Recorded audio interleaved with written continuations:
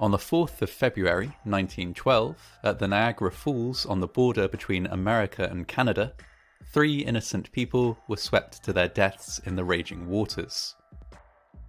The 3 were tourists who had been enjoying the then perfectly ordinary practice of walking across the base of the falls on a bridge of ice that sometimes formed there in winter.